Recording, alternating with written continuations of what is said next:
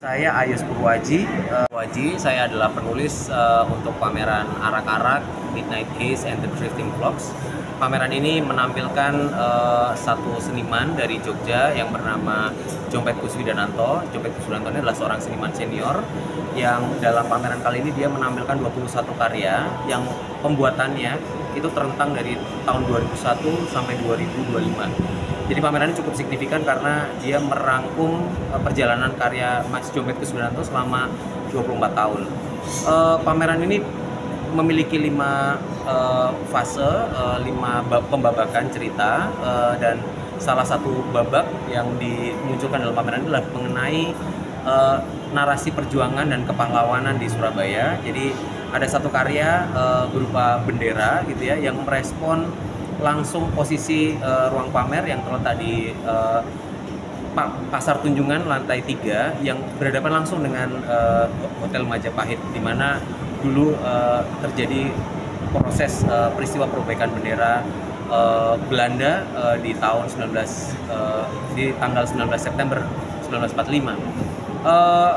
Pameran ini akan berlangsung sampai tanggal 3 Mei dan banyak karya-karya di pameran yang merespon tentang isu sejarah baik di masa kolonial, di era reformasi sampai pasca reformasi. Dan saya berharap lebih banyak lagi masyarakat Surabaya yang bisa mengakses pameran ini karena kita bisa mungkin belajar sesuatu dari pameran ini. Jika sebelumnya mungkin sebelum di sini gitu.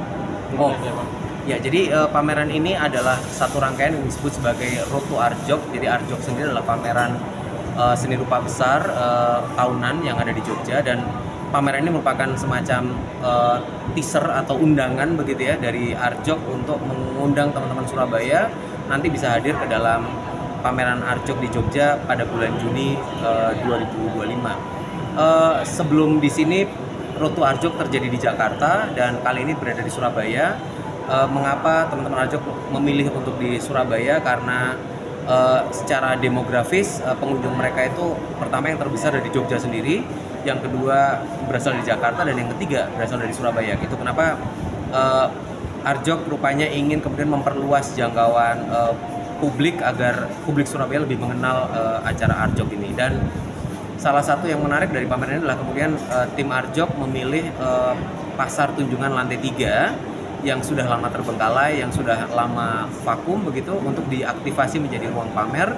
Dan ini menjadi ruang pamer yang sangat representatif karena kemudian karya-karya Mas Jompet yang sifatnya membicarakan sejarah masa lalu itu bisa berdialog dengan baik di ruangan ini yang juga sifatnya historis.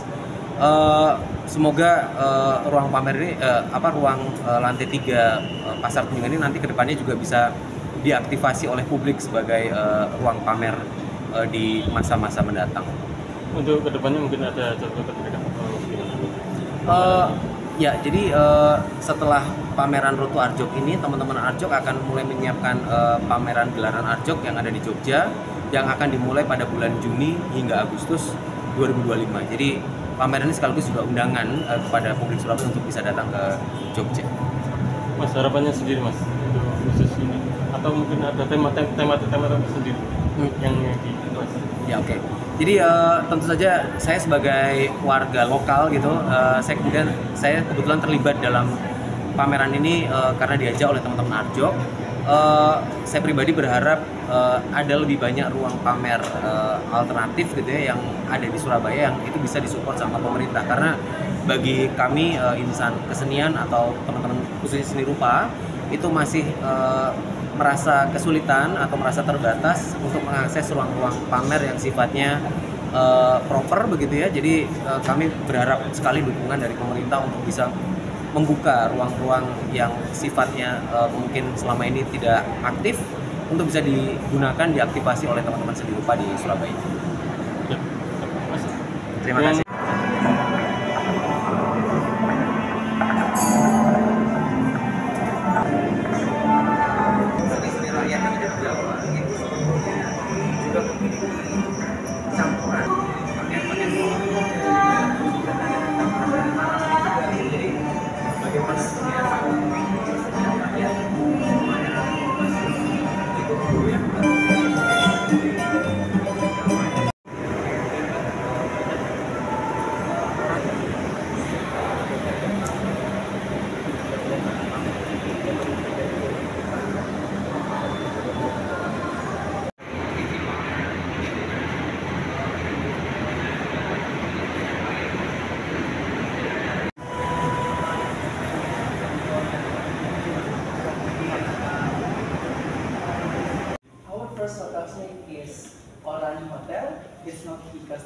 of the hotel at the moment was orange.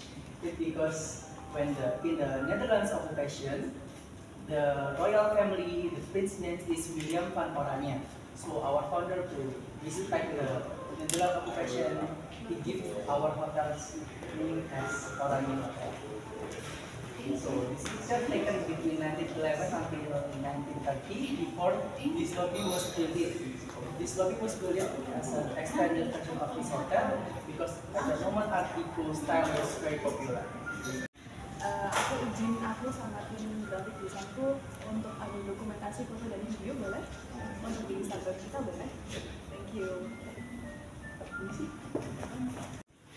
And he is the one that initial to put the Netherlands flags in our flag terrace. Story behind that. So the